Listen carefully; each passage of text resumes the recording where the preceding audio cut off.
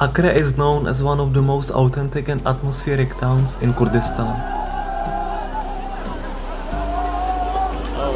Akre lies to the north of Erbil and was established in the 7th century BC.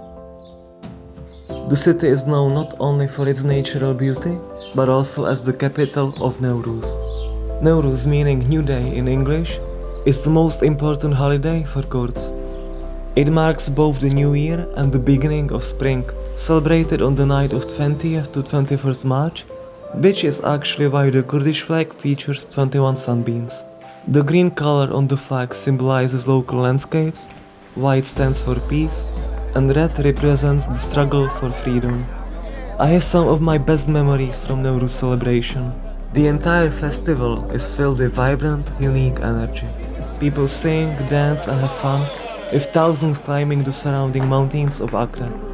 It's also a meeting point for all Kurdish influencers who take photos with Kurdish flags and connect with each other.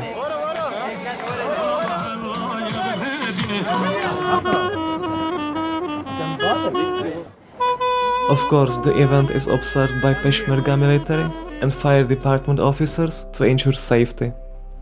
In the afternoon, people prepare torches, getting ready for the great fire. The true spirit of the festival comes after sunset. The scene just felt so epic, like from the Lord of the Rings. People ascend the mountains with torches, lighting up the path with the sound of fireworks, and fill the air with energy the same as for the last thousands of years.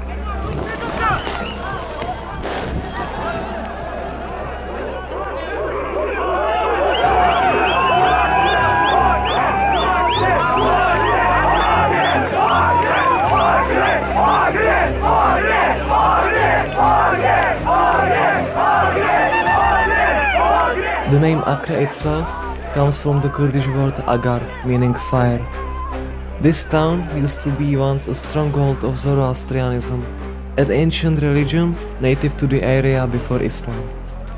Zoroastrianists are worshipping fire, a symbol of light, godness and purification in this place for millennia. A spiritual founder of this mystical religion was known as Zoroaster or Zerdesht in Kurdish. Newruz celebrations came from the legend of Zahak, an evil king ruling for thousands of years so brutally that the spring never arrived. The hero Kaveh, who lost 6 sons to Zahak's cruelty, led a rebellion. After defeating the evil king, Kaveh set fires on the hills to celebrate and signal his victory, bringing spring back to Kurdistan.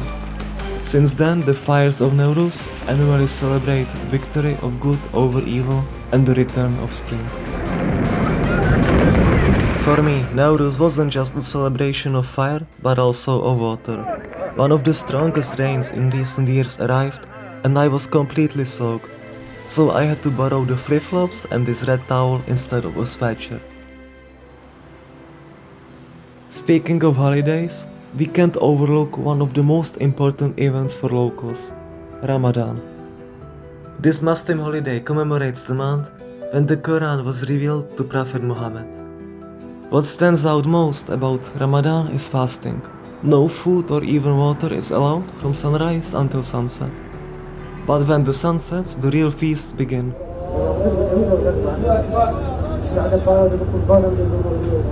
Another fascinating aspect of Ramadan is Eid al-Fitr, which marks the end of the fasting month. I found this day somehow similar to Halloween. Children go from house to house, shouting Eid Piruz Ba, meaning Happy Eid, and in return, they receive sweets. Another important cultural celebration is Kurdish Clothes Day. On this day, everyone dresses in traditional clothing unique to their culture or village and takes to the streets to showcase the heritage. A few weeks later, after Newruz, another important New Year celebration is taking place. This time for Yezidi people.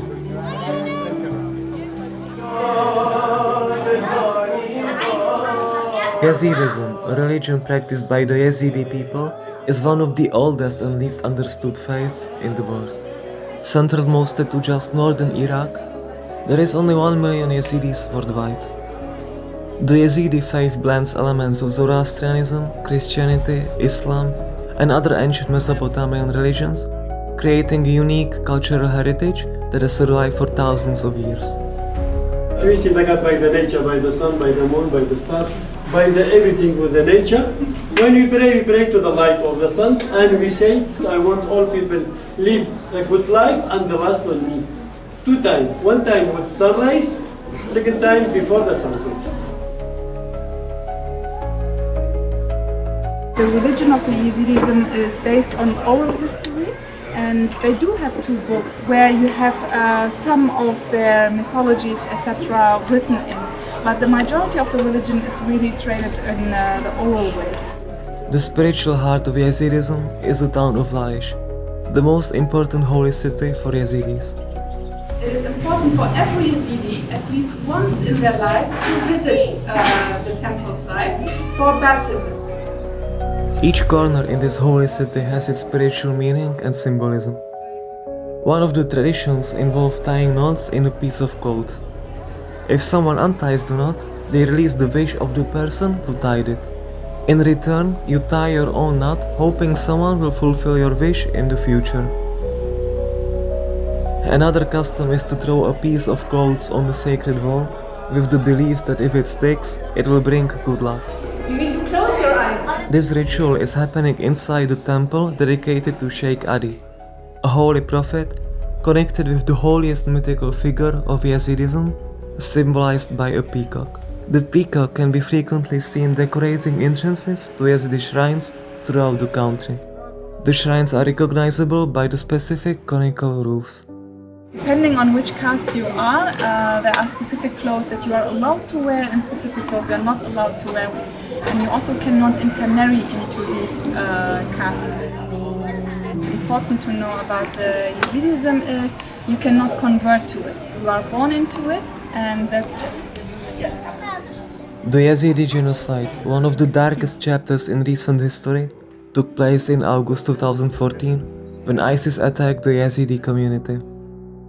Tens of thousands of Yazidis fled to the Sinjar mountains, where they were trapped for days without food, water or shelter. Carrying a gun was necessary, children included, to defend families as they faced constant threats from the surrounding militants. ISIS brutally executed countless Yazidis, girls were sold to slavery, and mass graves were discovered across the region. The scars of this atrocity run deep till this day.